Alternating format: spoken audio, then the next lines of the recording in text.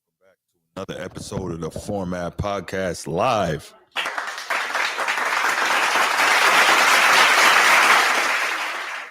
Man, oh man, so I probably just got off of live about an hour ago, sitting down, relaxing a little bit, just hanging out with the fam, chilling before, we got to do the live for the Game 7 later. And wow, we get the bombshell news dropping that Kevin Durant is going to be a Houston Rocket. He is headed to Houston. So that's what we're here to talk about. So that's crazy, man. That's crazy. But before we go ahead and get started on that topic, I'm going to just do the spiel, and we'll give a few minutes for some people to get in the live, and then we'll see what's going on. If you're watching here on YouTube, make sure you go ahead, click that subscribe, that like, that notification bell. Make sure you're kept up to date whenever we drop new content on the channel. If you want the audio only version of the podcast, open up your audio podcast platform, hit the search bar, type in The Format Podcast. We should come right up. If you're enjoying the content, make sure you give us a like, leave us a 5-star review, and drop a comment. All that stuff helps us rise in the algorithm, helps us find more sports fans, helps more sports fans find us. Make sure you write it down, put it in your phone, make a note of it. The Format Podcast is live Sunday mornings at 10 a.m. Eastern. And finally, if you're really and truly enjoying the content we're delivering you, make sure you hit that join button. There's going to be exclusive content here just for you.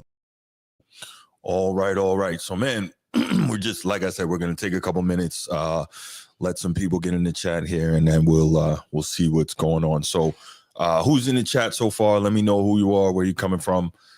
In the meantime, make sure I give a shout out to my channel members. Of course, the one and only Laker Nation, the first ever member of the Format Podcast channel. Shout out Laker Nation. Shout out Chief Sid Bubba. What's going on, Chief? Shout out to you and the boys from Annapolis. Shout out. It's not that serious. What's good? It's not that serious. And of course, my main man, Baltimore Bruce. What's good, stupid? What's good, dummy?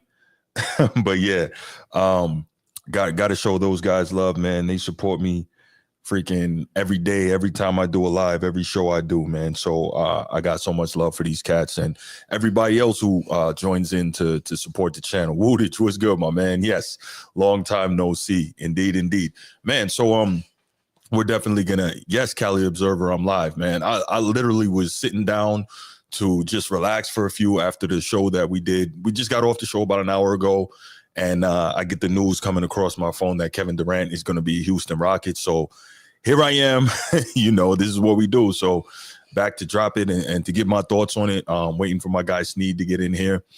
He's going to take a few minutes to give me his thoughts on this as well. Try to get a hold of Transformer, but I don't know where he is right now. But we're going to go ahead and do this. And then, as I mentioned, we're going to be back later tonight for a live watch of the Game 7 of the NBA Finals, man. So, man, a lot going on around the association. And it's crazy because, we were talking about how this is kind of a dead time in the sports calendar. Obviously, the NBA season is about to be over tonight. Of course, you have the NBA draft coming up, Thursday night, I believe. But NBA draft is not nearly as exciting or as involved as the NFL draft, but still. And we got a couple more weeks before NFL training camps really get started in full. So kind of a downtime. There is WNBA. What at 3 o'clock today, about 90 minutes from now, you're going to have Caitlin Clark in the Indiana Fever versus Asia Wilson and the Las Vegas Aces. Should be a heck of a matchup there. Two of the best players in the league. So that's something to watch. So, if you're a sports fan, man, you find things to watch. But with no NBA and no NFL, that's going to be really tough sledding. But regardless, we got something to talk about here, so it's all good. Woodage says Rockets will just put Thompson at Jalen's spot and still save some depth off the bench. Now can KD stay healthy? Yeah, we'll talk about all that. Cali Observer says, poor Booker. I feel bad for that dude. Well, I mean, why do you feel bad for him? He's compensated quite handsomely. Clearly, Phoenix is where he wants to be. I'm sure he could move on if he wanted to, but I don't feel bad for him. Also, I don't know if he's necessarily like a number one winning type player, but he's a guy that probably on the right team in the right system with his skill set, he can help you win and help you get over the hump. But we'll get to all of that, man. We'll get to all of that. Just waiting a couple more minutes, waiting for my guy Sneed to get in here, and of course, waiting for some more people to get in the chat. So, just let me know who you are, where you're coming from. definitely would like to hear from you. And by the time that this live show is over, we'll probably open up the phone lines, take a couple of calls or what have you. But, whoo, man, this was a big one. This was a big one. So I guess I'll kind of start with this, right? Kevin Durant is easily a top 20 player all time, right? Skill set and all that, right? Elite dude. One of the best scorers in NBA history. I think he averages just over 27 points a game for his career. He's been 50, 40, 90 before. You know, he shoots it at a high percentage. In certain situations, we've seen where he can rebound at a high level, and when asked to, he can actually defend, right? He's also a guy that is relatively light on the drama in terms of when he goes to a team, and he said it before, he just wants to hoop, right? He'll be the guy that all he wants to do is just go play ball and, you know, respect that. But he's also not a leader. So that's problematic for a guy with that type of skill set. Anybody who's that talented, I don't think that I don't think you should be I'm not a leader guy if you're not if you're that talented, right? You should be able, when you're generally the best player on your team because of your skill set, you should be the type of guy that's able to kind of take over and lead said team and get them where they need to go. But we haven't seen that thus far in his career. Now, has he had some bad luck? Yeah, like in Brooklyn. And also we saw him, you know, come up short in Oklahoma City prior to going to the Warriors, right? We saw him come up short in the finals. Now there's a lot of context and nuance behind that, but it is what it is. Then we saw him obviously go to Golden State and help them win back-to-back championships and kind of extend their championship window. And then we saw Golden State win one more in 2022 when Steph won number 4, right? So you got all that going on. So it's crazy. Then Kevin Durant, he decides he wants to move on. That's why he's a nomadic type of dude, right? He almost doesn't seem happy anywhere. And I guess maybe he could have stayed in Phoenix, but maybe I think Matt Ishbia wanted to get out from under some of that contract, right? Because Bradley Beal has a no trade and he's got a supermax deal. Devin Booker has a supermax deal. Kevin Durant has a supermax deal. So a lot of things going on there in terms of the money. And Matt Ishbia is like, well, listen, we're not winning, so I got to get out from under some of this, some of these contracts. So I get it, but I don't know, man. Kevin Durant, one, he doesn't seem to be a guy that's particularly happy anywhere where he is. And I don't know why that is. He's one of the best players. He would have you believe that winning is not important, but obviously he wanted to win, which is why he went to Golden State. But then he won, and he said something along the lines of, you know, this is all there is to it. Like, that's it, you know. So then he moved on, presumably to try and see if he could recreate that feeling somewhere else. And also, partly due to the nonsense with Draymond when Draymond cursed him out and this, that, and the third. And also, you know, him saying that he felt like no matter what he did, he would never get the love that he desired in Golden State because that was Steph's team. But did you not know that before you went there? Like, that's kind of weird to me, but I don't know. This is something. So we see Kevin Durant move on from Golden State to Brooklyn. He does his thing in Brooklyn. Has some injury issues in terms of not necessarily him, but his teammates, which kept him from possibly winning a championship in Brooklyn. That was the year that Giannis ended up winning, when literally his toe being on the line is all that kept Milwaukee from escaping that series, right? So you got that going on. Then you are in a situation where you go to Phoenix, and then Phoenix is just bad, right? A poorly constructed team, yeah, quite possibly. Then, you know, a couple of coaches get fired there. It's just a bad spot. So I'm wondering, with all this going on, as good as Kevin Durant is as a player, at what point do we start looking at the common denominator and saying that? And I'm not saying that he's the reason, but, you know, when a whole bunch of evidence continues to present itself, maybe it's something to look at, right? Because other than, for the most part, when he was young, in Oklahoma City, him, Westbrook, and James Harden, they went to the finals, and then James Harden moved on, and then they had an opportunity to go to the finals again. They came up short, like I said, against Golden State. Then he goes to Golden State. But, like, when you look at all these things and you're saying, why is it that outside the absolutely perfect situation of Golden State, nothing quite goes right for this dude? I don't know. I really don't know. So this is just I find this to be such an odd situation in terms of Kevin Durant, and I'm wondering, like, just what's the deal? So anyway, we hear that HB is trying to basically break up that team to get out from under some of that money, and then hey, what's going on, Al? How you doing, brother? It's been a while. Logan, right? It's been a while since we talked. Good to see you here. Elijah Israel, Fred, Eamon, KD, Sengun, Adams. Nice lineup for Houston Rockets.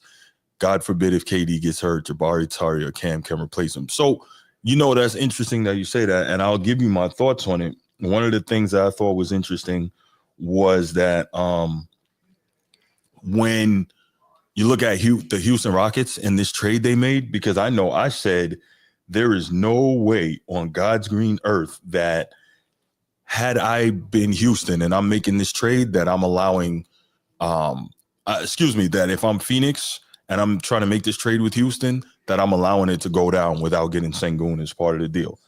Lo and behold, they did just that, which I think is just like, what are you thinking? I don't even understand why you would allow that to happen. But hey, that's just me, right? I couldn't tell you. I don't know.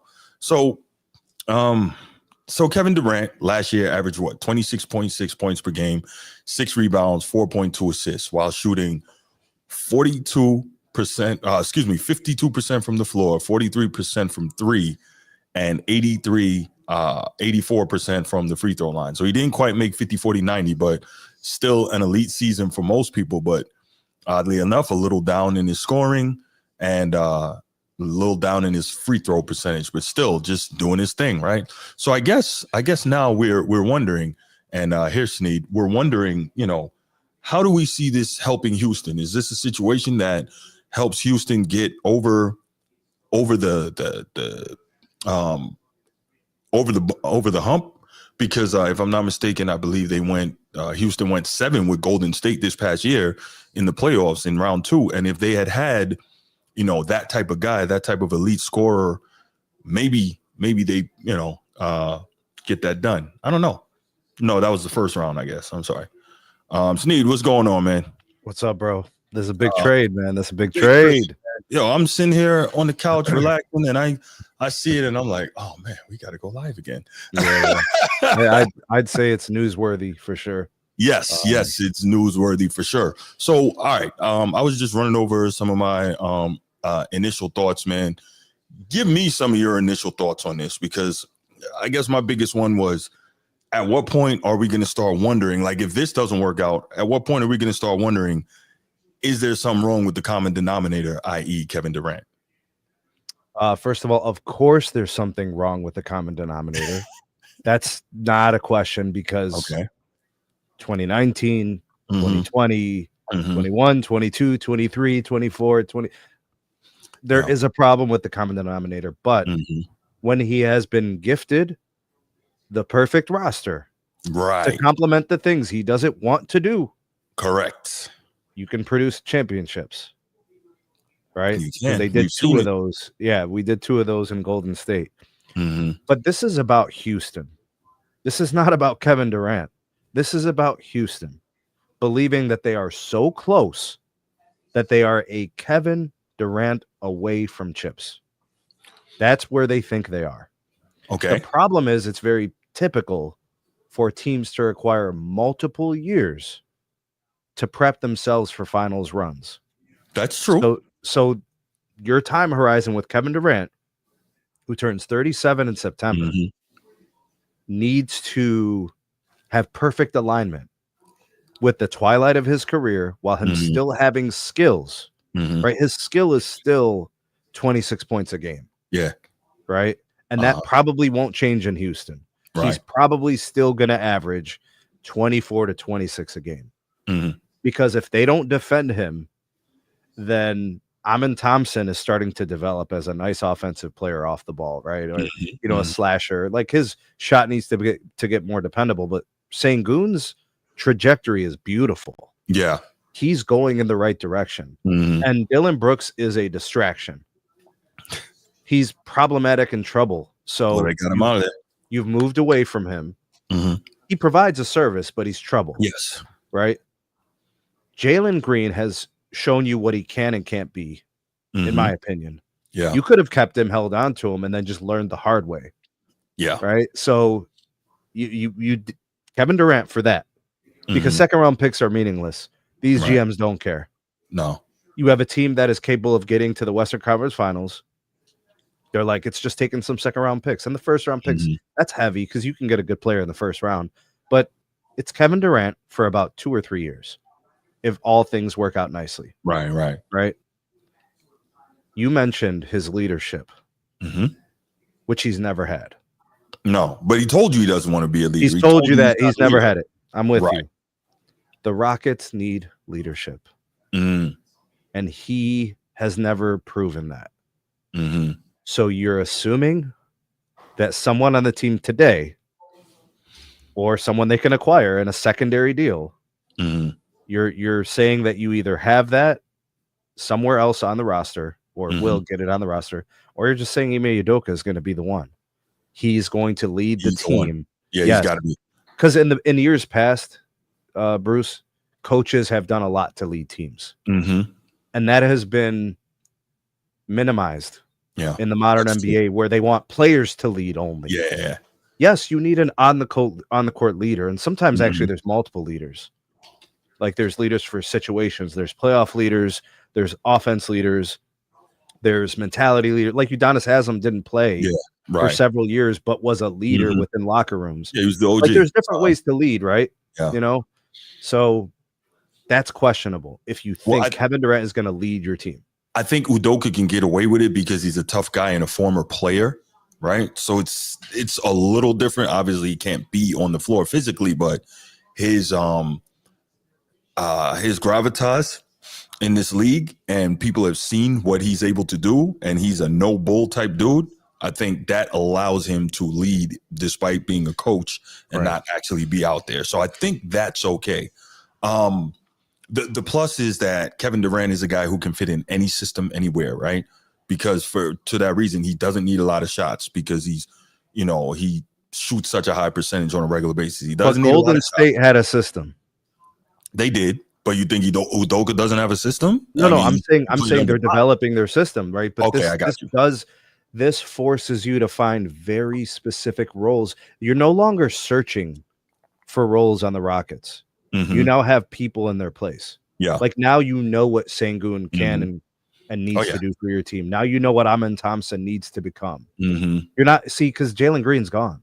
See, before it was like we got to get points out of Jalen Green, or else what does he do for us? Yeah, he averaged 13 points in the playoffs last year. He had one big game. So yeah, I'm even cool in the regular season, right? Because that's prepping. That's what in the regular season teams are developing their identity, right? So Jalen Green gone. That's points scoring from others. So that's some combination of Durant, Sengun, Amen Thompson, Fred VanVleet.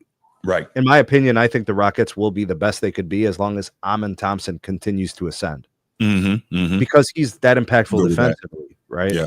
So this is on Ime Udoka. Yeah, he is going to have to construct a philosophy and an identity of this team. And they lost a little bit of defense with Brooks, but he's very troublesome. So, like, you can still do it as a team defensively. Right. Like, they were a good defensive team. Fred VanVleet's limited. This is just physics, right? Like, there's only so much he could do as a guard that small on the court. But this is the only move that made sense, Bruce. Kevin Durant going anywhere else. If anything, he should have just gone to Washington and finished his career there. I wanted to see him in Minnesota, honestly, but he didn't. It doesn't work in Minnesota. No. Okay. No. I thought it could have been that again. He doesn't need a lot of shots. He doesn't need the ball. He's not a leader, so he's not stepping on Ant Edwards' toes. But he can give veteran, valuable advice on what it takes to win a championship. Obviously, his production is an immediate input. Like, I thought it could work in Minnesota. That was what I wanted to see. That'd have been a vicious one too. Nope. That the construction of that roster, Anthony Edwards, when they traded away Karl Anthony Towns, I instantly said Anthony Edwards wants to take 30 shots a game. And he damn near did. He damn near did. It wasn't until the playoffs where Julius Randle actually became a viable offensive option. Right. Like it happened towards the end of the year. Julius Randle was playing more consistently. But what you got out of Randle in the playoffs was out of nowhere. A consistent guy scoring. That's always been kind of a thing about Randle is consistently, and in the playoffs you don't get it. So so that came towards the end. But Anthony Edwards with Kevin Durant, you don't think there's going to be moments where Anthony Edwards says, "Man, this guy's taking 20 shots a game.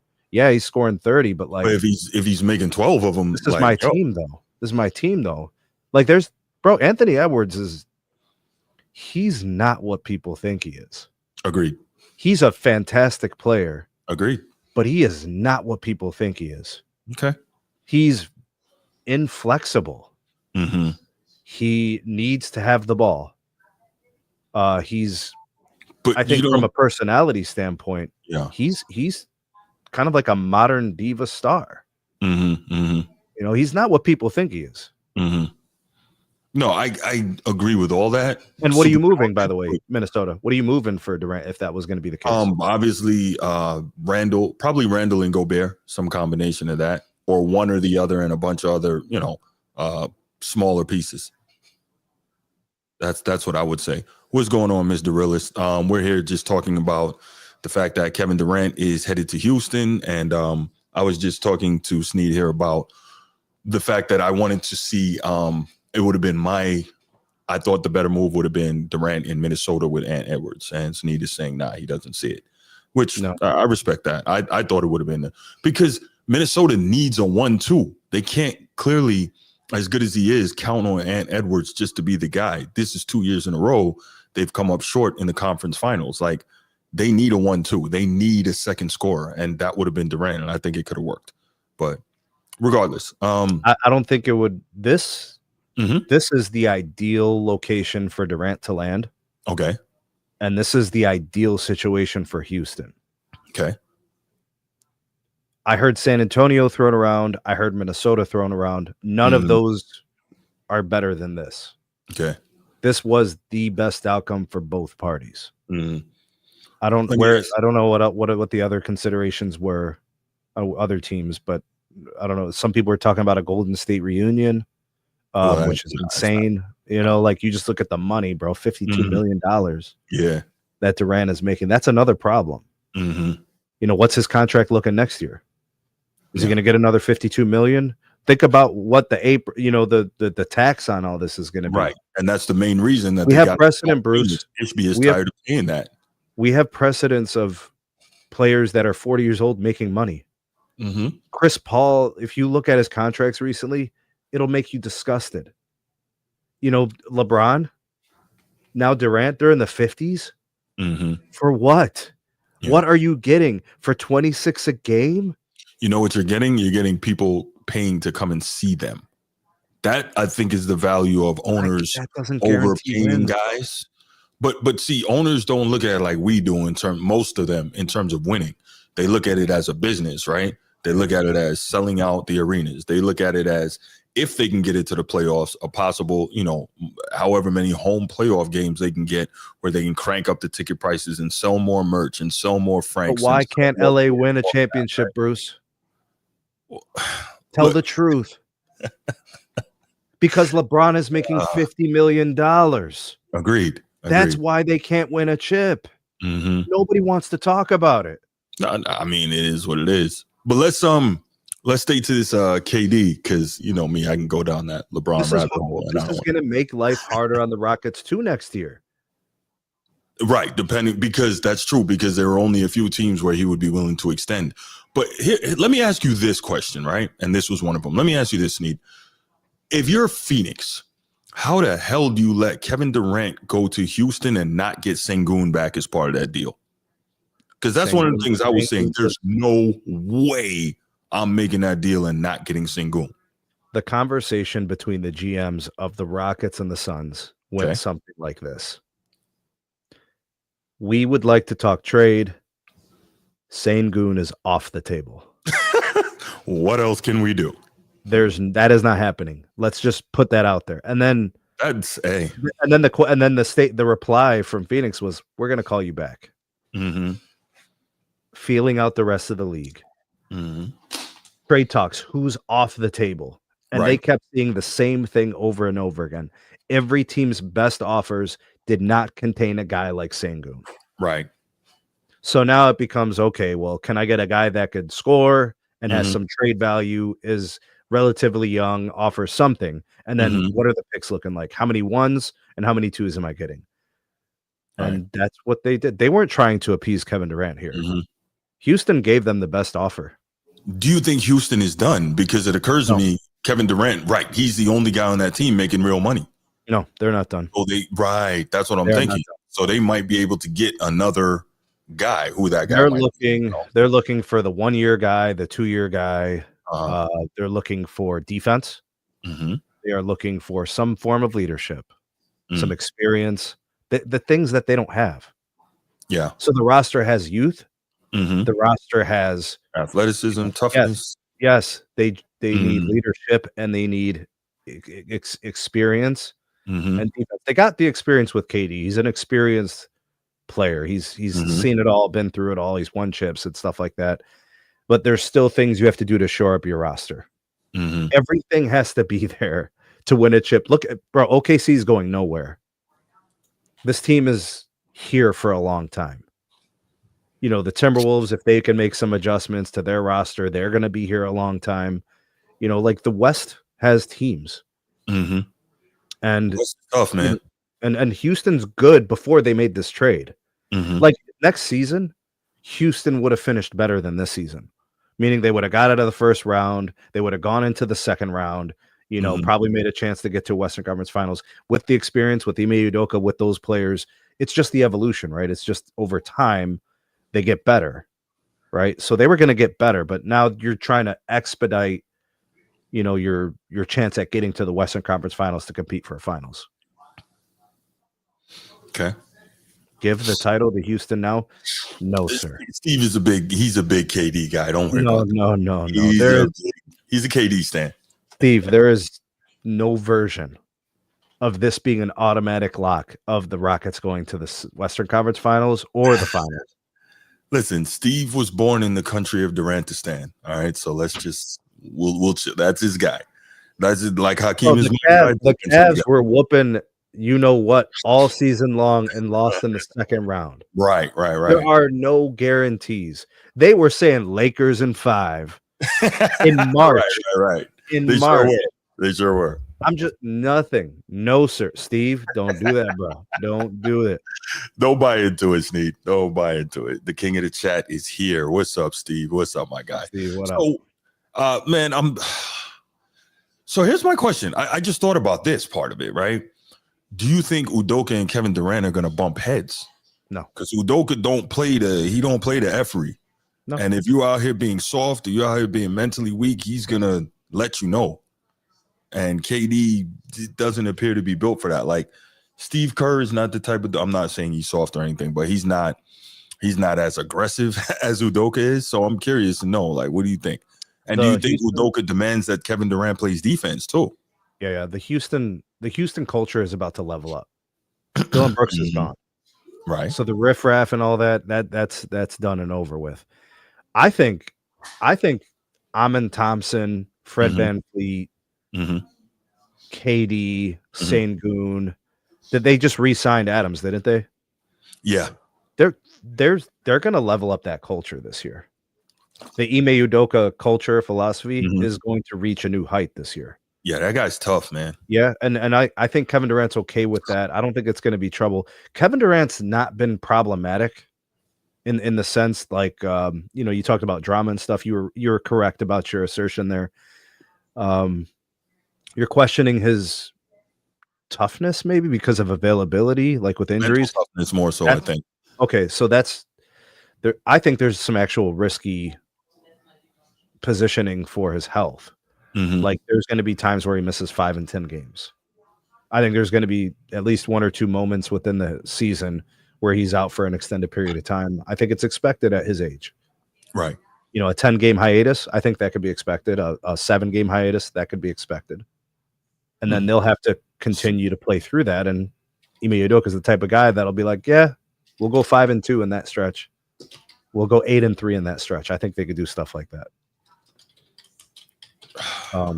Does he become like the playoff guy? Like, hey, this is your time. You know what I mean? Like, now we really need you. You know, that maybe he plays 50 games in the he season. played 62 last year. So yeah, maybe he only plays 60, 55. They're going to be managing his minutes. You're not going to see Kevin Durant playing 40 a game. You know, they're going to try to keep him around 35, 36. Well, I don't think you necessarily need that, again, providing the rest of the young guys stay healthy, because this was the number 2 seed in the West without him last year. Now, granted, it's not the exact same team. I get it. They had to make some adjustments, but just, you know, the overall premise, they were still very good and able to get to a great seeding position without him. So now you add, you know, the proverbial nuclear weapon. They should be okay with him playing 60 games. Do they beat the Warriors, Bruce, in a 7-game series? With Kevin Durant? Yes. Yes. Same. I agree. Yes. So I got them fixing that matchup problem. 7 without him. Yeah. With Jalen Green offering very little. Right. One big game that whole series. What do you have, 20? 38. Oh, he had 38. Oh. 38 in game 2. But then he had what, 4 games where he scored less than 8? Yeah, including 8 points in game 7. So, nah. Yeah. You'd be better off with a guy who can get you 16 a game. Keep the blow up games. Just give me 16 each night. Yeah. Give me the consistency. Absolutely. Absolutely. Man, jeez. Okay, let me ask you this, Need. When you first got the news about this, and boy, you were quick on that live button, man. But when you first got the news on this, tell me what was the first thing went through your head? What did you think? The first thing I thought was Houston really believes that they're that close. Okay. They think they're right there. Okay. And they also probably look at it like, if things don't work out in 2 years, I still have my core.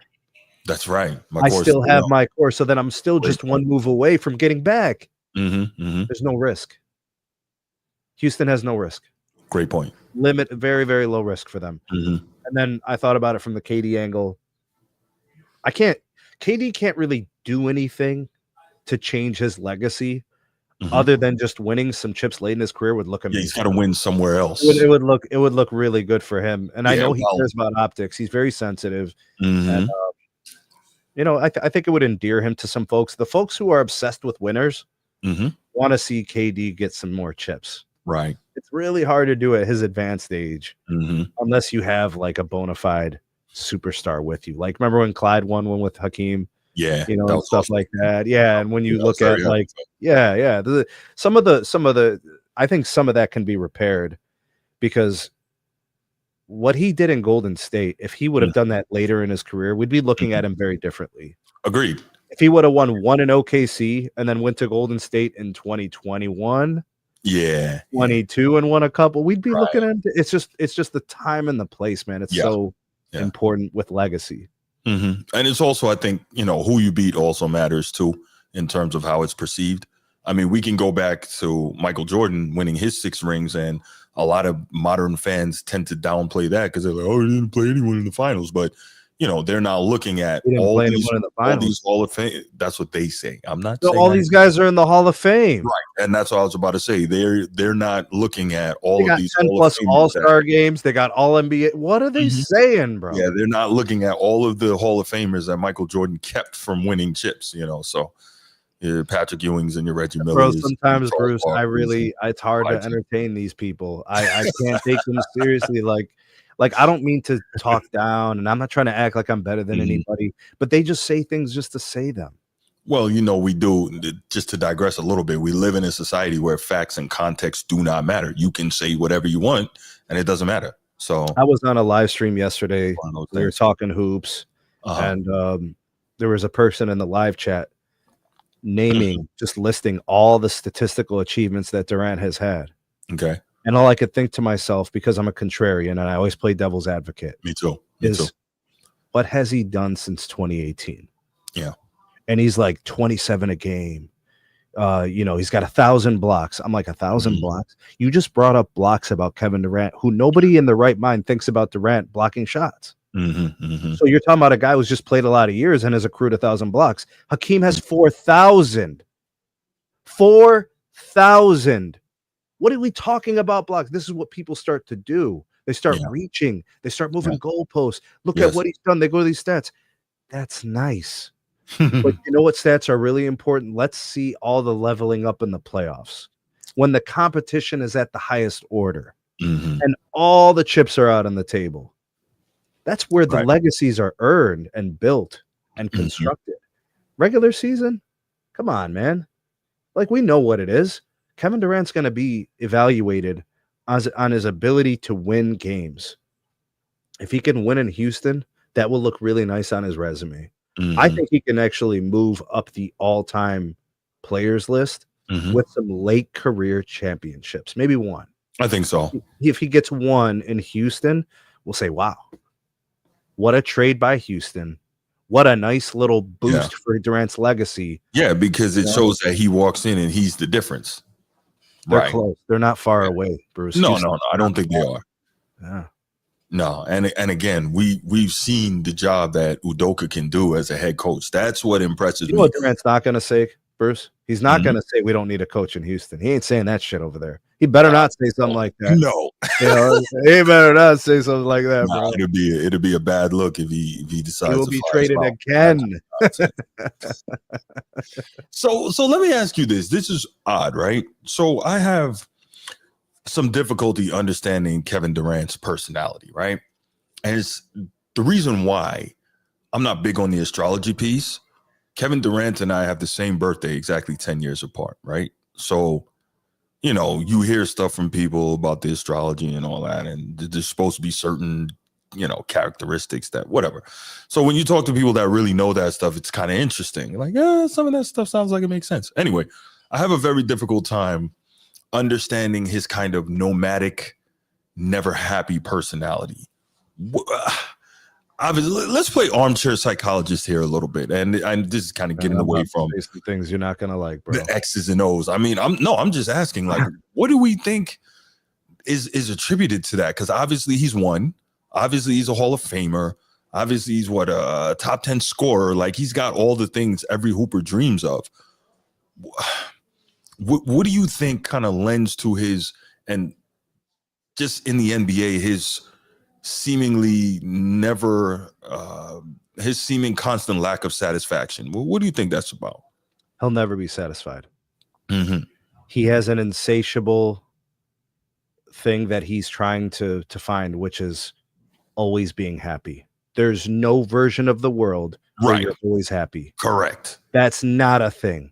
This is why the divorce rate is so high. Yep. This is why everybody quits at everything.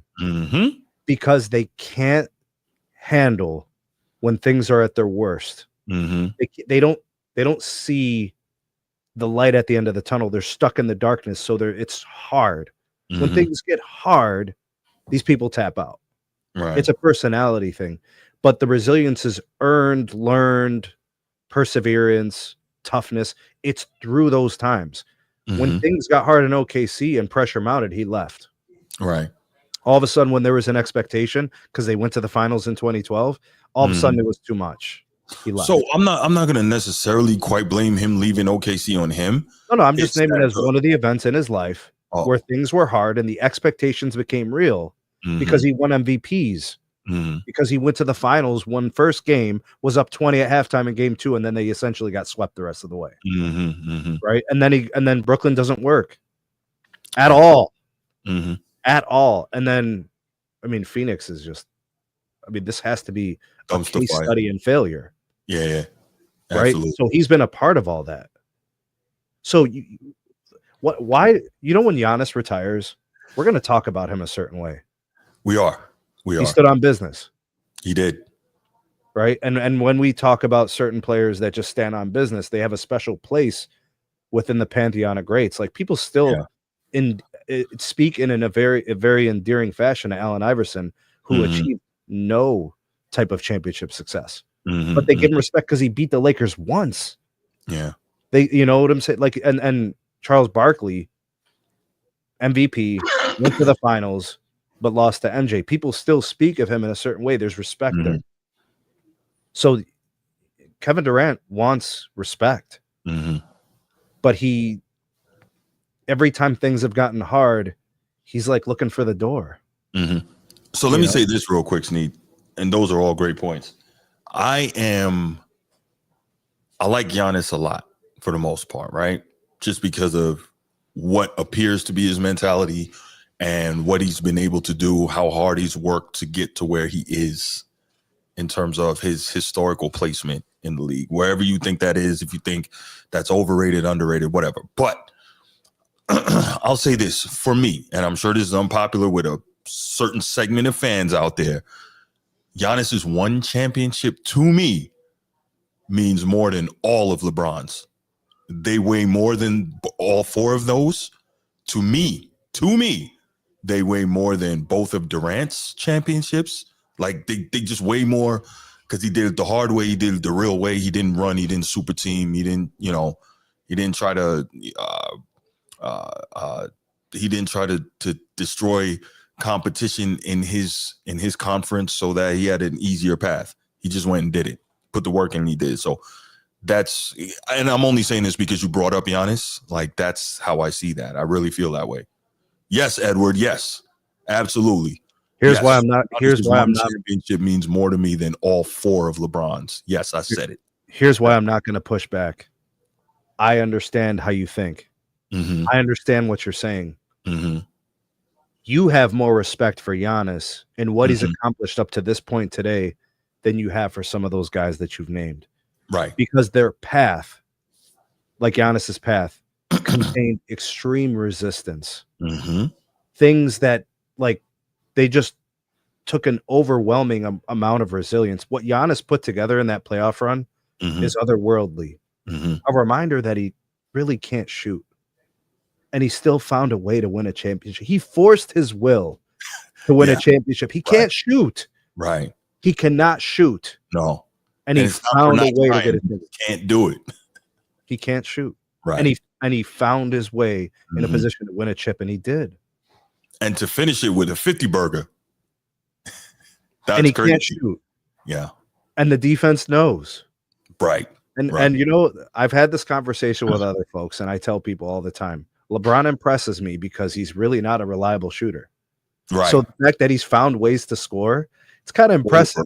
Over. Yeah. I mean, they've officiated him very differently than a lot of players, but I mean, he still has found a way. Now, he put the ball in the basket a hell of a lot through these 23 years. No way around that. Yeah. And this is, these are very nuanced conversations, but I agree. The Dirk championship, the Giannis championship, Kobe's 2 with Gasol, Hakeem's 2 once Jordan stepped away. Those are some impressive championships. I think it's obviously very impressive when you see the dominance of the Lakers and the Celtics. Yeah. But they're impressive because of the duration of the runs. It's actually not the individual championships. Right. There was one year where the Lakers, was it 2000 with Kobe and Shaq, where they would they lose one game in that run? Or 15-1. Yeah.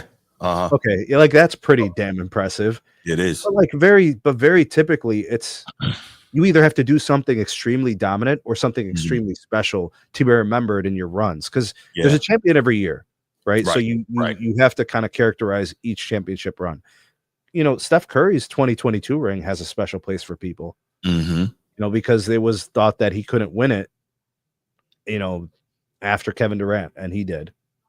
And there were people saying, even though he had one before KD got there, just a reminder, he won it in 2015. I don't know. I look at all these things uniquely. I'm trying to think of who else. I think Dwayne Wade's championship in 06. Yeah, but I know that it's a nice run for him where he was great. It was, but I know that you hear a lot of people complaining about the record amount of free throws that he shot during that particular. What am I supposed to do about that, bro? Yeah. No, I'm saying a lot of people complain about it, but at the same time, when you play aggressive and you're constantly attacking the rim, you're going to get those judgment calls. Can we talk about the games in that series where he had 3 blocks? He is the all-time leading shot. Can we talk about a guard who blocks shots at the rim? He's not blocking fadeaways. He's blocking rim attempts from bigs. I mean, Mhm. we've seen some special players do some special things, Agreed. and nobody's going to put Dwayne Wade in the top 10 all time. You know, No, nobody's, I don't. and some people are going to keep him out of the top Agree at his 20. position all time. So, like, yeah, I think you might be top 25 at lowest, top 25. But I mean, he's the third best player ever to play his position. That's pretty freaking good. Like, and I think it's pretty clear. I don't think it's really arguable. Like, I don't think so either. I mean, he was special. If not for his knees, we probably get a couple of more really good years out of him. And he's probably in most people's top 15.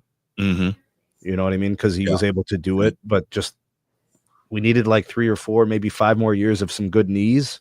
Yeah. You know, and you know, it's a different conversation. And actually, like, and speaking of Dwayne Wade, before we get to, I'm really upset at him. I'm really upset about what he did, letting LeBron do what he did. Yeah. You know, that was his team. They needed to just retool around him. Yeah. And it just, that is just ridiculous. You know, they really destroyed the competitive nature of the league. I'm really glad that we have it again. The league is more competitive. But that's on Dwayne Wade. He's the one who okayed that BS. Yeah. You know, he co-signed it. You know, Pat Riley was talking to him behind the scenes. Right. Like, what do you if he didn't want that to happen, that wouldn't have happened. Agreed. Yeah, he gave up his greatness. He really did. Because then he became a Robin, and they still lost anyways. Right. 11. I don't think people realize how bad that loss in 11 was.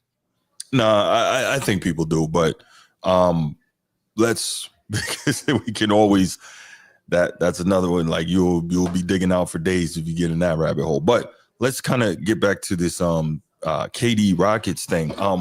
So when I first heard about it, I guess first thing I thought was, holy crap, I got to go live again. That was the first thing I thought. But then I really legitimately started thinking about it. And the next thing, as I asked you, I'm like, how the hell did Phoenix let Kevin Durant out the door without getting Sengun in the deal? That's what they think of their team and their players. Yeah, they and that's what does this tell you about the way that the offers were coming into Phoenix? They're probably yeah. Nobody was willing to bust up their teams and their rosters for KD, which tells people he's not who you think he is. The GMs are saying we're not blowing up our team for this guy. Well, not at age 37, I think. Yes, exactly. Yeah. You know, I've always said, Bruce, I don't know if you've watched all of my content, but you've caught some of my videos. The league is stuck in the past. But like the better teams are moving forward. OKC. Okay, Indiana, I get what you're saying. New York. You know, the Cavaliers. Detroit. They're not teams stuck Orlando. in the past. Right. See, the Warriors just learned the hard way. Your older player hurts his hamstring. Game 2? First quarter? Game 2. No, game 1. Game 1. Yep. Game 1. Didn't play the rest of the way. Game 1. Your best player, elderly and aged, right? You can't be 36 and not talk about age. Right. Okay, so the league is stuck in the past. A lot of these teams, but the smart GMs are not. Yeah, this is man, this is something. Bruce, who's your team? Boston. How they doing? Are they stuck in the past? No, they're not stuck in the past. I don't think so either. No, although how are the Lakers doing? I'm worried. How are the Lakers doing? Not so great. Are they stuck in the past? They're stuck in the past. They're stuck in the past. Yeah. How are the Phoenix Suns doing? Not great. Stuck in the past. Stuck in the past. Devin Booker, Bradley Beal, Kevin Durant, stuck in the past. Let's look at the teams out of time, stuck in the past, and let's look at the teams that have moved forward in a trend-setting way and reconstructing the rosters, building around core stars. And you see 2 of them playing for the chip in Game 7 tonight. Yeah, absolutely. Man, this is easy, Laker Nation. You know, it is what it is. But we'll see what they do going forward now that they got a real owner. Highlight that. The Laker Nation. Highlight it. Go ahead, Bruce. Put some respect on the Lakers name. All right, why? Why do I have to do that? Your coach is JJ Redick. Your star is a man out of time and will be the reason you can't win. right? And your new star can't sprint. Wow. What do you mean? What do you mean? Put some respect on it. Put respect on what? I saw the series against the Wolves. The Wolves aren't in the finals. Right. Lakers in 5. Well, in fairness, the Lakers now have an owner that clearly cares about winning, and so that's going to be interesting. We're going to see what he does. But this generation of buses was so much more about the show than about the product, right? Because the show makes money, and I get that. But the earlier generations of the buses knew how to meld the making money of the show along with the winning, right? Whether it was Shaq and Kobe or, Showtime Lakers, they understood the difference. Or not just Shaq and Kobe, or Kobe and Powell, right? So they had, a 30-year stretch, 1979 through 2010. They had a 30-year stretch of being blessed with guys who, while they were putting on a tremendous show, they also understood the value of winning. So, Bruce. Yeah. Jeannie Buss. Yes. Brings LeBron. Mm-hmm. Trades AD. Mm-hmm. Brings Luka. Yes. And then turns around and sells the team. Yes. She probably was thinking about that first. She's like, I'm tired of dealing with Bron. Now we make this Luka deal that's going to increase the valuation of the franchise to a new owner. And it worked. $10 billion. Buy low. Sell high. Sell high. Yeah. So what does she believe in her heart right now? Right. They're going down. Mm-hmm. I mean, why? And of course, it's like a trade. Mm-hmm. Right. If there's a winner on one side, mm-hmm. and the upside is low or the downside is high, right, that's risk. It is. Mark Walter has to kind of figure out, and this is something I spoke to in one of my videos about this whole transaction, mm-hmm. is, like for LeBron, is this his last year? Are they going to be friendly to him dragging this thing out? I think so. And how do I tie this into this Houston Rockets thing? Like, KD's last couple of years are here. He's 37 mm-hmm. at the start of the season. 1 year puts him at 38. 2 years puts him at 39. Yeah. And I get it. Players are playing well for longer. Yeah, because the game's so much less physical. But they're not winning. Yeah. Right? Again, to the point we discussed earlier, Houston clearly believes they're that guy away from getting over the hump. Yeah. And who knows what they would have been this past season if they had KD. Who knows? Because like you said, they would have beaten Golden State, and then who knows what that second round matchup against Minnesota looks like if you have, the nuclear weapon. Who knows? I think there's some culpability for Ime Udoka and why they lost that series. Okay, let me hear it. Yeah, I just think he just didn't want to do it, but it's probably was the best decision, was getting Jalen Green off the floor. Okay. It's just hard to do that because you're like, this guy has been scoring for us all year, but he doesn't have it in the playoffs. Yeah. So he's not going to get tricked the second time. That's why I think they've gone from him. I think the conversation between the GM and Ime Udoka, he's like, what can I trade that's not going to bother you? And he's probably like, Jalen Green didn't do anything for us in the playoffs. Right. Do you think KD can stay relatively healthy? I think he's going to play 55, 60 games in the regular season. You did say that. You think they're going to manage it? I think. But I do think there's a couple of maybe 2 midterm absences. Okay. 5 to 10 game stretches where he doesn't play. Possible. He gets to the playoffs healthy, right? And you can manage him, and you got to get the stars to align. Yeah, sometimes that it does take some of that as well. Not just being the best team or having the best roster, but everything's got to fall into place. In your opinion, were the Toronto Raptors really supposed to beat the Warriors in 2019? No. Everything just worked out. That's what I was KD gets hurt, Clay gets hurt. It all kind of just fell in line for him. And it doesn't change the fact that they won the championship. You play with who you got, but Yeah, no, everything just fell in line for them. Absolutely. So there's like good fortune. Bounce against Philly, that Kawhi hit, That was crazy. That ball went straight up. I'm like, what is happening? Yeah, and it fell right in. Yeah. I think those are the types of things that have to happen for Houston this year. Moments. Well, they've got a better chance now of it happening, right? Yes. Yeah. Yes, I totally agree. That's a great point. But you gotta start looking at how the landscape looks out west. So how do the Rockets now stack up against the Wolves? How do the Rockets stack up against the Warriors now? Right, we think they're better than the Warriors now. Because Jimmy's 1 year older, Steph is 1 year older, and Draymond completely getting exposed. Like he was. The next person who tells me basketball IQ, you are getting the boots, bro. Like those are, certain things are, the easy. Doesn't every player have IQ? Like you got to the NBA, you're still in the league. Don't you have IQ? Like I get it. Some players have more of it, right? But yes, exactly. But what's the basketball IQ when you're getting ejected out of 10 games a year? I don't know. What's the IQ if you're getting flagrants? Like it's not even basketball motion. You're like raking people's faces. Yeah, stomping on chests and The Warriors are out on Draymond. You're fielding anything. Should have been out on Draymond. Yeah, it's crazy to me. Who's gonna give up anything for Draymond at this point? What are you gonna get? Why would you do that?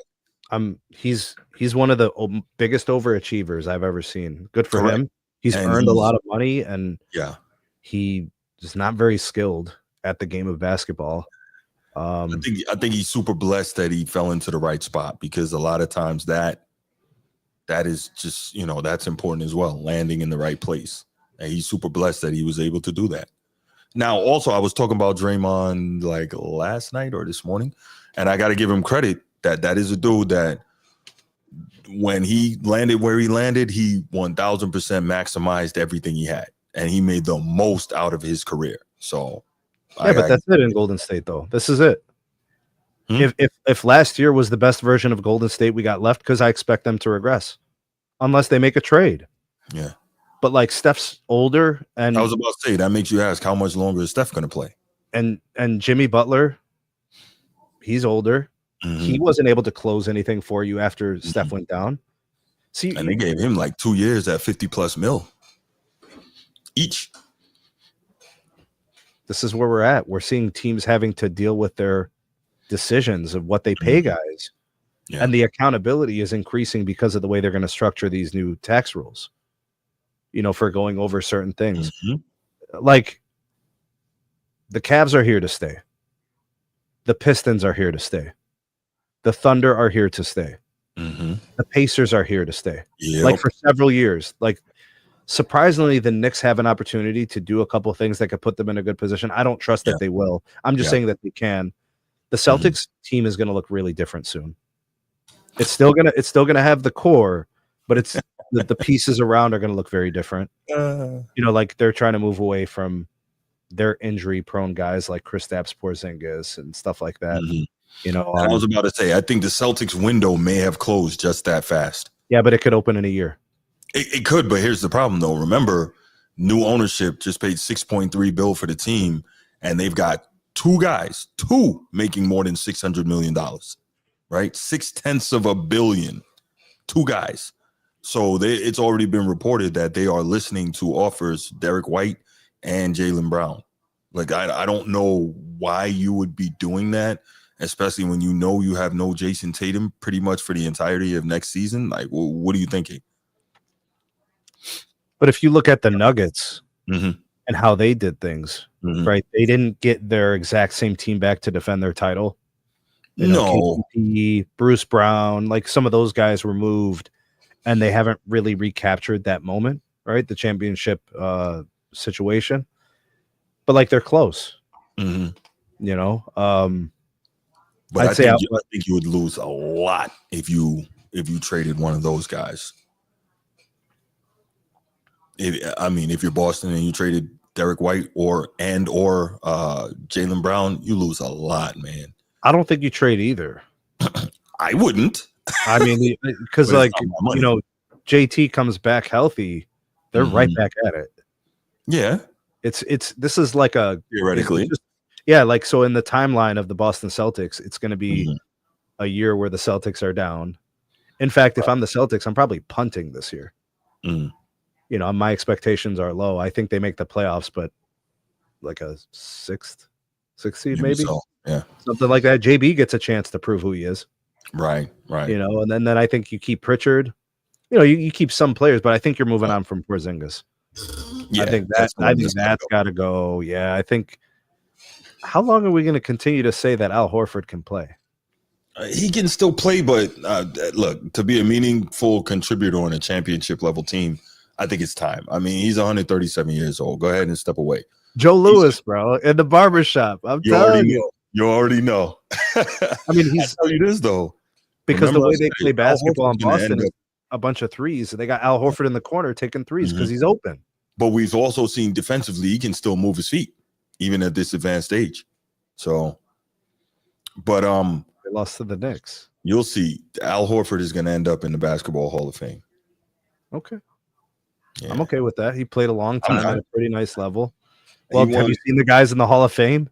I think I agree. The Basketball Hall of Fame is terrible. I think he's going to get in because he won the 2 championships in college. Then he, won a championship. Oh, yeah. Florida guy? Yep. Yeah. Florida, him and Joakim Noah and those guys. Yeah. By the way, neither of them were going to class, bro. That's what I heard. Does that? Don't start me on SEC athletics. Please don't. Please don't. Nobody going to class, bro. Let me get the notes. Don't do it, man. Don't look. Oh my gosh. Yeah. Doesn't surprise me. But yeah, this is. Let me ask you this real quick. Yeah, man. Real quick. No. What does the rest of the Western Conference do in response to this? What do they think about Houston? So I don't think this move definitively puts Houston to a point where they make everybody else scared.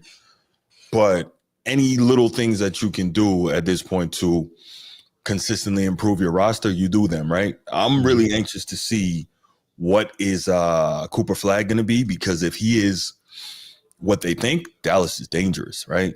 Kyrie gets back and he's going to be out 75% of himself. Oh, he got hurt in the play-in, right? Right at the end of the year. Okay, right at the end of the season, right? So he may come back after the All-Star break. Achilles. Yeah, man, but I'm not. Well, the way he plays too, man, it's going to be tough. Yeah, I mean, he's had knee problems in his career. Like he hasn't had like really bad knee injuries, but he's had some moments where the knees have kept him out of games. Was it a broken foot in college?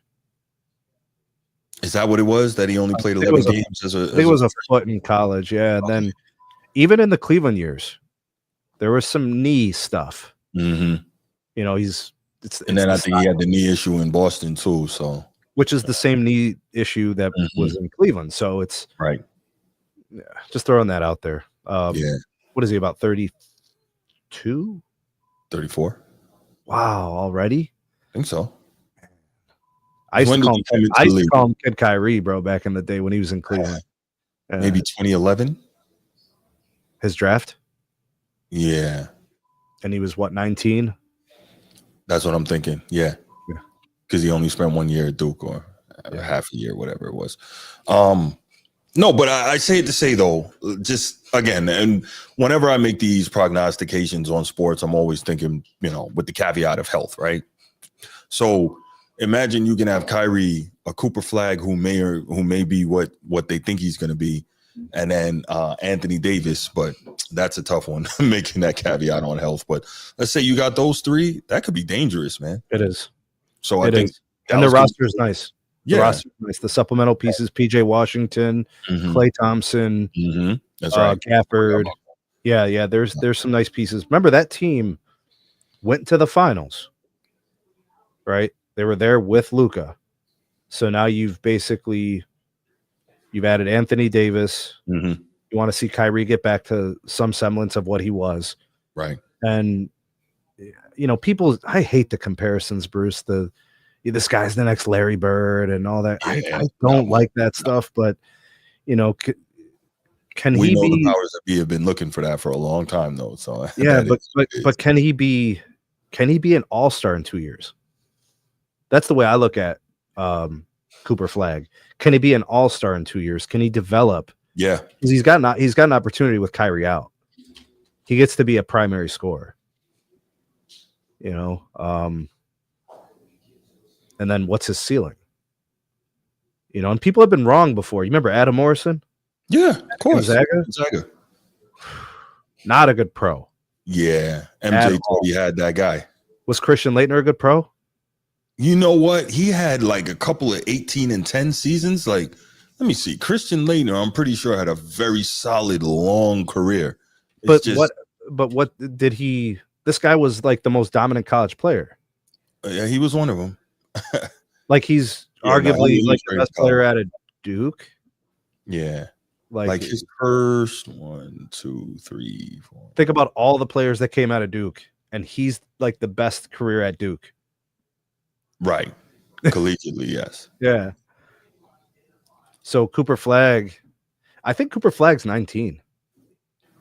Yeah, he's pretty young. He was like a legitimate freshman. Mm-hmm. And actually a young freshman. I think when he got to Duke, he was still 17. Yeah, he was. Yeah, so he turned 18 like at the end of the season. Mm-hmm. So he's a very young guy. Mm-hmm. Oh, he seems hardworking and he seems good for the go. He's ready. He's game. Right. He's gonna have some good guys around him. I think Jason Kidd's good for him. I think Anthony Davis is good for him. I think Kyrie is good for him too.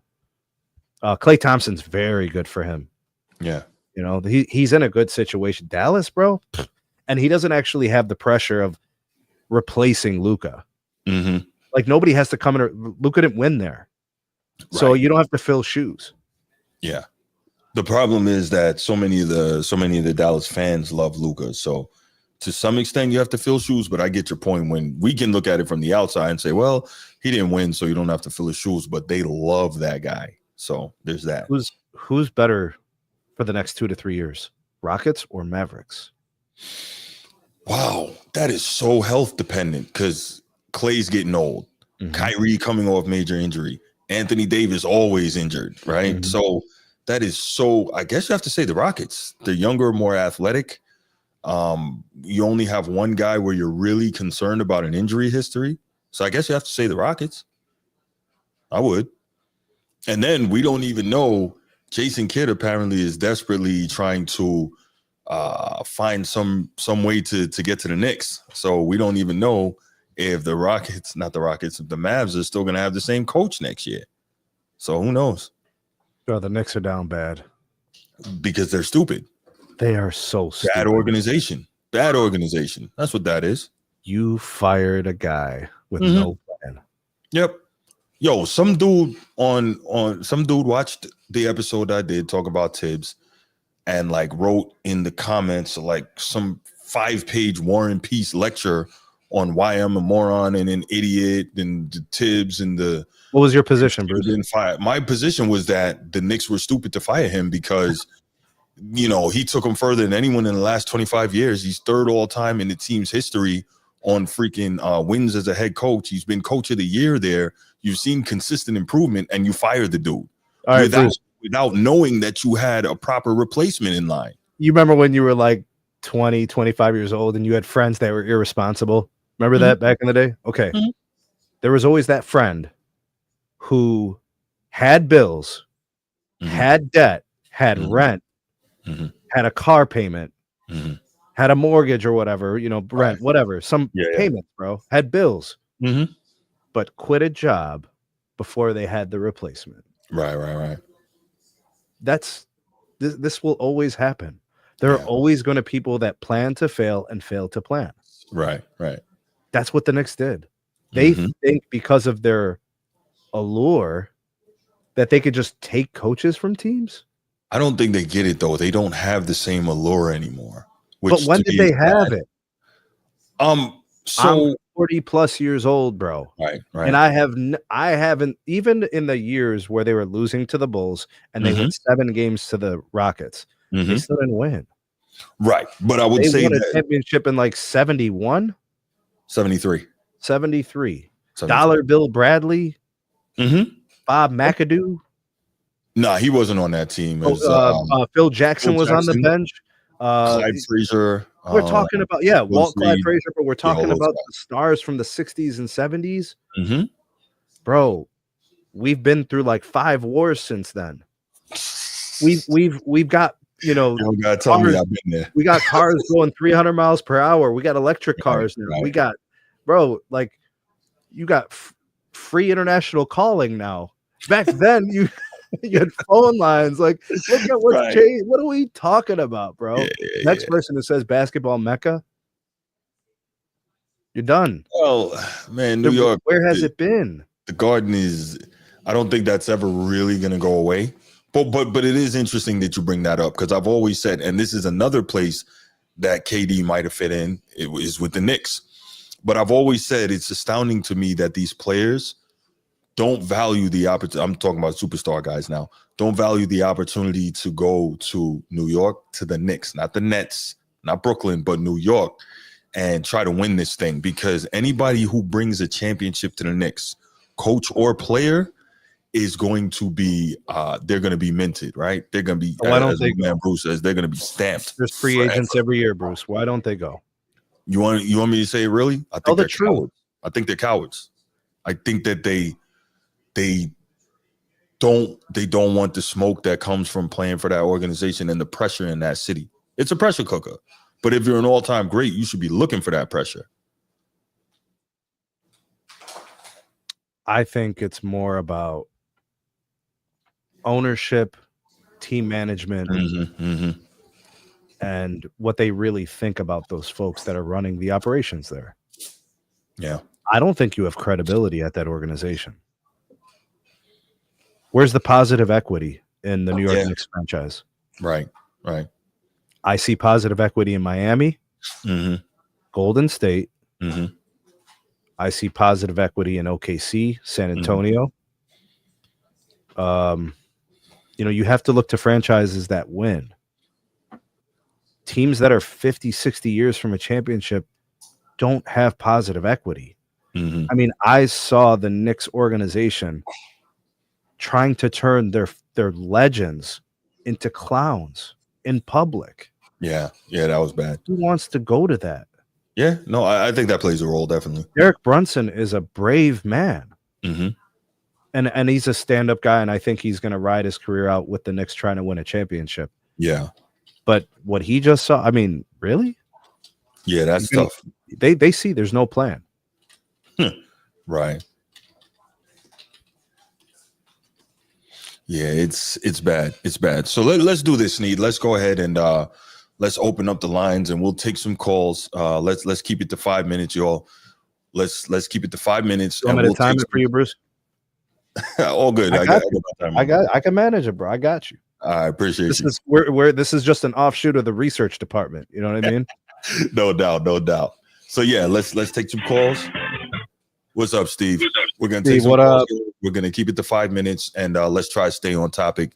KD to the Rockets. Your thoughts on that? How does that affect KD? How does that affect the Rockets? How does that affect the Western Conference and the NBA? Go. I think it's good on KD's behalf. He has a chance to possibly do something like Sneed was pointing to boost his legacy. If he can somehow find a way to get it done in Houston, I definitely think you're going to have a conversation piece where it's like all-time legacy. The discussion changes a bit with him, where he might be looking at a possibility of being a top 10 player. Do I think Houston did the right thing? With my bias, I would say yes. Do I think this automatically places them as a contender? I honestly don't. The West is competitive. I don't. I'm being honest. I mean, as a fan, I'd love to see it happen. I know I was joking and shit in the chat earlier, but I'd love to see it happen as a KD fan. Do I think this is like a splash that puts the entire Western Conference on check? No. I think the West is young. We're talking about a 36, 37-year-old KD. Do I think it can happen? Possibly. Do I look at the West like, oh, we have to do X, Y, and Z now to compete with Houston? No. I think a lot of the West has something going for them. San Antonio, Dallas, given their health. I think Minnesota, they're still young. Like, you have teams in the West, obviously OKC. You have teams in the West that aren't going to have to make direct moves because of this. This isn't like KD going to Golden State. Mm-hmm. We're talking about an older guy that can possibly be a 25-a-night guy on a roster that proved, regular season, they proved they can compete. This was a move solely to try to push them over the edge in the playoffs, give them a guy that it's like, no matter what, we can get a bucket. I try to be objective here because I am a KD fan. I'm happy to see him go to a team that could possibly give him another chance at a championship. I mean, I know and I agree it was a failure in Phoenix. Mm-hmm. A lot of that I think has to do with Ishbia and some of the decision making he made. Yeah. But still, on the floor, KD has to take accountability for not even making the playoffs this year. Right. I'm trying to go as fast as I can because I know you guys want to put me on a time limit, which is dumb. But I think this could work out in two ways. It could be something that could take them to a Western Conference Finals. It could blow up in their face. Snead's right. Like, as much as I like KD, if he gets hurt or something happens, then they're at a loss because they gave up their depth basically for a guy that's 36, 37 years old. So if KD goes down, I don't know how this is going to work. I think it'll work with coaching. I don't think KD is going to be a locker room issue. I don't think that's necessarily like something that follows him with his career. That he's a problem in the locker room. He's difficult on head coaches and stuff. I'm not going to say he hasn't had influence on head coaches and stuff. Right. Obviously, he's a superstar. That happens to a degree no matter what. Mm-hmm. But I don't blame Houston. I mean, if they really think this is a roster that can get them to where they want to go, why wouldn't you add KD? You know, and to be honest with you, they didn't really give up. They didn't give up all that much. They gave up fingernails and Dillon Brooks. So they're. I think it's, you know, you gave up a first rounder, but it's like, what are you going to get with the 8th pick this year anyway? Outside of like the top 4 guys. You ain't going to get a 36-year-old Durant. What's that? You ain't going to get any type of scoring like Durant. Exactly. You're not, with that 8th round pick, you're not going to get anything better than KD. So it makes sense. It makes sense. But I'll wrap it up. I don't want to take up too much time. Hopefully that was under 5 minutes. Nah, you still got a minute, bro. You still keep going. Keep cooking, bro. I really don't have much to say. I just want to double down on the fact where, even as a fan of KD, I don't look at Houston as like, I know I was twerking in the chat. I'm just bullshitting. That's my job. But right. I don't look at Houston as like, oh, I wouldn't even, like, if they don't even get a top 3 seed, I wouldn't be shocked. Would you guys? Look at the landscape of the West right now. Well, again, that's my thing. They made the number 2 seed, you know, without KD. So no, I wouldn't be shocked. Right. But this move wasn't about regular season. This was a postseason decision. Yes. So it's like, if they get in at the 4 or the 5 and KD's healthy, that's all they need. Right. It's a good take, Steve. I look at it. This was a postseason decision. Mm-hmm. But again, hopefully he stays healthy. We'll see where it goes. Right. But I'll be I'll be watching. Hopefully he can get another ring. That'd be awesome. Yeah. But I'll leave it at that, fellas. I'll let somebody else call in. I'm sure somebody else would call in.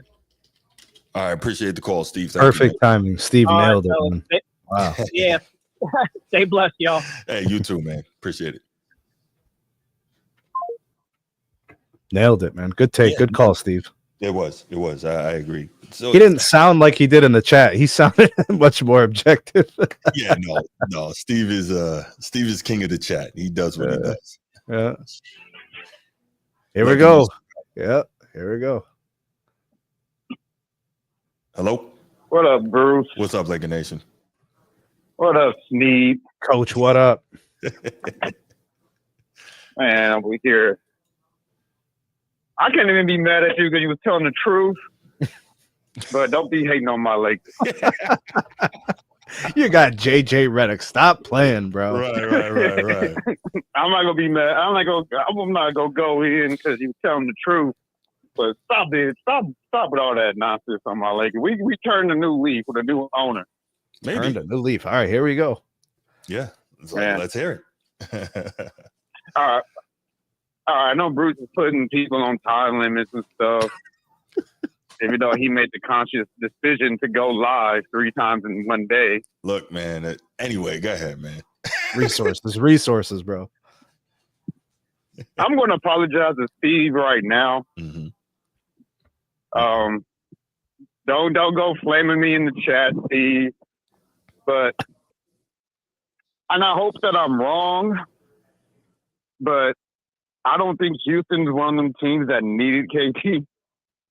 To be honest, I mean, do I think they should have offloaded Jalen Green? Mm-hmm. Absolutely. Okay. But you gave up your 10th pick for KD. I hope it works out better. Mm-hmm. But I think they could have got a better, to fit the young core that they have. Because when you're trying to get a veteran to put you over the hump, mm-hmm. you want to get a veteran leader in your locker room. I mean, you can get anybody. I mean, I ain't gonna say anybody. No, you can't. I mean, retract that statement before it came out of my mouth. Jeez Louise. But yeah, you got somebody that's respected that that's that's established in the playoffs that can go out there and get you some buckets and things of that nature. But at the same time, he's 36. You don't know when the decline is going to start. Mm-hmm. You want to hope that it doesn't happen while he's under your roster. Mm-hmm. And if this doesn't work out, KD's stock is going to go under the basement. That's This will be what, the fourth? The fourth, third or fourth location since Golden State. Third, yeah.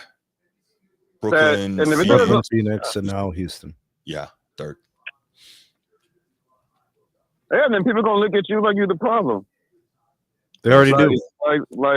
Like they do with James Harden. Mm-hmm. They already do, Coach. So it's I like KD's likable. He's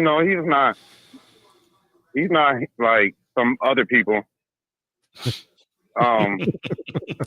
not like other people who you try to like, but then they open their mouth and then you're like, oh my gosh, I gotta take it. Oh my gosh, can't do it today. Yeah, but I hear you. I want him to succeed. Mm-hmm. I want him to go back east, get out the damn west. But the West is so tough. Like anybody could beat anybody out here mm-hmm. in a 7-game series. So I hope it works out. But I like that they kept Sengun. I do too. I didn't think they'd I be like that able they to pull kept that Sengun. off. Yeah, when I seen that, I said, "Oh, Houston won this trade." Mm-hmm. Yes. When I saw the trade mm-hmm. breakdown, yeah, I said, "Oh yeah, they won this trade. Mm-hmm. They gave up multiple second-round picks and one first. Mm-hmm. Oh yeah, they won this trade." No, I agree. So, but my question to you guys is, you may have answered it earlier, but what is Phoenix next next move and the move after that? Because their roster is crap. You need to wake up and get rid of Bradley Beal. That's what I was about to say. You got to wake up, and Bradley Beal's got to get rid of that no trade clause. Thank you. That's exactly what I was about to say. You got to find some type of willing partnership for Bradley Beal. That's numero I'm gonna start with Snead because he has a lot of business knowledge. Yeah. On the back end on sports. Mm-hmm. So I'm gonna ask Snead this: Who would be willing to take on Bradley Beal's contract? Let's say if he does waive his no trade clause. It may not be this year. It might be the next year. But it's the timing. It's when the contract expires and the money comes off the books where he has value. He's getting paid much too much money and giving you so little from a productivity standpoint. It's a poison pill contract. He would need to go to a team that wants the expiring contract when his contract is expiring. He offers nothing to anyone in the form of value. See, value is what you get, but price is what you pay. There's no value in Bradley Beal because of the price that you're paying for him. Right. Then you look at a guy like, what's his name? Austin Reeves. You are getting immense value because he can do so much for you offensively at a low cost. That's value. So they're the opposite. Right now, it's cost as well. Yeah, they're the opposite. There's value is what you get, price is what you pay. Bradley Beal is so extreme on the price end, you would have to get an immense return. He's just not, the juice ain't worth the squeeze. Any player making $50 million that can't produce anything or very little, can't impact winning, it's a losing proposition. No team's into that. Right. And right now, I think Phoenix wish they had the amnesty clause. Oh wow, yeah. I remember that back in I the think day. they would have. I think they would have amnesty Bradley Beal this past season. Yeah, there have been some pretty bad contracts that really needed that amnesty. I remember, I think it was, and was it the guy from Memphis, Chandler Parsons, got amnesty? Yeah. Oh my gosh. Yeah, he got it. Yeah. They paid him way And there's more. there's somebody else that got a bag that didn't even get double digits in any stat line. I can't remember who he was. He had one good year, and then he signed it's either 50 to 80 million contract for like 3 years. Can't remember who it was. It might be Chance. I don't think it was Parsons though. It was somebody else. I can't think of it. It'll probably hit my brain after I hang up the phone. Right. Hit us in the chat, Coach. We got you. We'll discuss it once you throw that in there. I know. Not Boban, not the big guy, but the shooter that used to play for Sacramento. I know he got a nice contract and underperformed too. Bogdanovich? Bogdanovich, yeah. Yeah. I know he got a nice contract and underperformed. Duncan Robinson. Oh yeah, we've seen that before, but not at to me, not at the extent of Bill. Ben Simmons for his money. It was ridiculous. He's getting $50 million and putting out a league veteran minimum. Not even the veteran minimum. He's putting a second rounder's contract output out. Yeah. Bad look. It's sad. It's sad. But Texas basketball is going to be interesting to see. That's going to be that road trip through Texas is going to be a gauntlet next year. Even Dallas is going to be dangerous, even without Kyrie. Yeah, and let's see if San Antonio does anything different too. We got to think about that. Who knows what they may or may not do? Yeah, they have a lot. We have a few days for the draft. They have a lot to play with that number 2 pick that they have. They can either flip it for a veteran and get multiple picks in return, or they can go and get a player that can help them now, right? And not a project. So they got a lot of flexibility with that number 2. But let me ask both of you guys this, and then I'll get off because I know I'm getting close to 5 minutes. What would you rather have right now? If you have a play, like both of them teams have a roster that can make the playoffs right now. But what pick would you rather have? Not saying that you're Dallas or San Antonio, just saying you're in a situation similar to those, that you have a playoff ready roster and you have that number 1 or number 2 pick. Which one would you rather have, the number 1 or number 2? Which one you think gives you more flexibility? Number 1. I think you always want the opportunity to get at the better player. Yeah. I don't. Yeah, you always got to take that. So you think that number 1 gives you flexibility because you have that Cooper flag? Well, in that case, I don't need flexibility. I just need the best player I can get. I don't need flexibility. Right. I might be thinking outside the box, man. Maybe. Because you got a lot of, because that number 2, it's interesting what's going to happen with that number 2 pick. Because there's a ton of flexibility with that pick. But I get what you coach, guys are saying. is too. Cooper Flag the consensus best player in the draft? We are, well, that in my brain is up to debate because I don't know how he's going to react to it yet. No, I think he's going to be real good, and he's still got a lot of growth. I think we like talked Sneed about that said, before when you was on. Yeah, I remember. I think Brucey was on that episode. Yeah, that's when he was trying to tell me that Derek Queen should get drafted ahead of Cooper Flag. No. I really think Philly need to grab him. Don't they have number 3? You're going to take him first overall over Cooper Flag?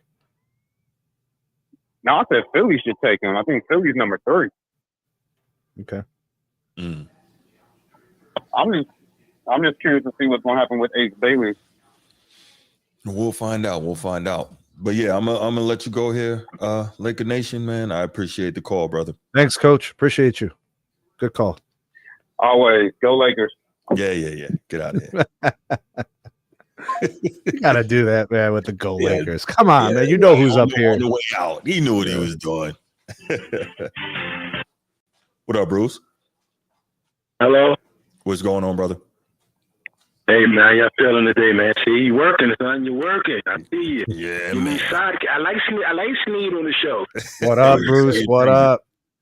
Good fit. Just like Bradley Beal is not a good fit in Phoenix, but right. KD, he is not a good fit. Bradley Beal can ball now. Don't get it effed up. He need a team where he can ball on his own, man. That's what I think. But good fit for Houston. They got every piece they need. They got a young power forward in Jabari Smith, a young talented center, boom, a young talented swing player in Thomas, the lockdown defender, a veteran point guard in Vancy, KD, perfect start 5. What you got? Steven Adams coming up the bench, Reed Shepard, a couple other tough guys. And the main thing, the coaching, Udoka is a great. If KD was on that team this year and he was healthy, watch out. I think Houston, they're going to be dangerous in the West. I'm not saying it's a lock.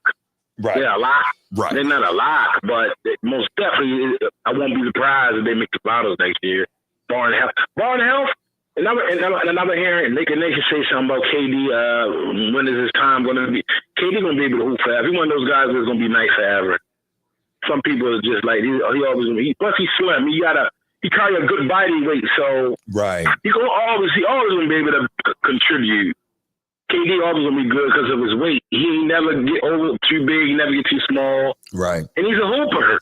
Hoopers never lose. I don't care. You can hoop. I mean, of course, time for all the time gonna catch up with you eventually. But he was KD 36. You know. A rich young man, you get the best treatment, the best doctors in the world. He's gonna be able to play.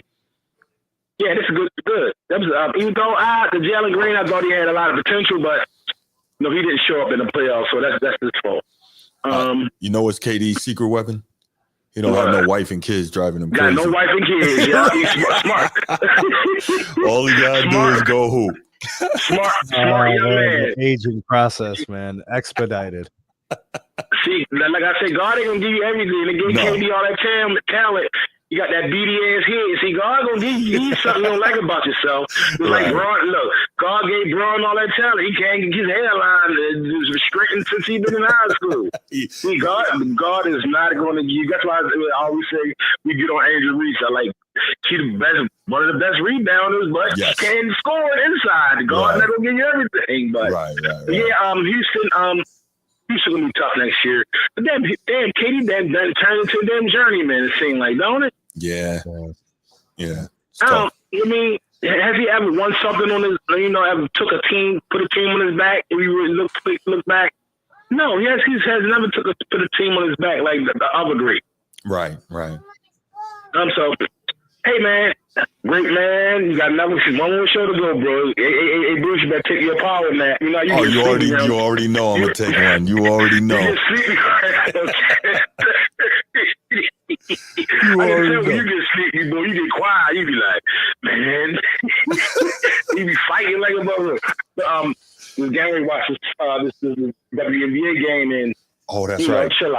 Oh yeah, that's about to come on. Yup. At 3:30, man. Hey, man, I'll catch you later, man. All right, brother. Thanks for the call, man. You already know. Get your pop with that sneeze. Peace, brother. Take care, bro. Appreciate the call. All right, bro. All right. All right. Yeah, I guess we can go ahead and leave it right there, man. Thank you, Sneed, for joining me, man, and sharing your thoughts. Good to be here, man. Thank you. Definitely. I know you guys stuff to do as well, so I'm gonna let you get out of here. Plays the 4 because he can no longer defend quick small forward. Same with Braun. Okay. What's up, young disciple, man? Sorry you missed most of the show, but you can check it on the replay, brother.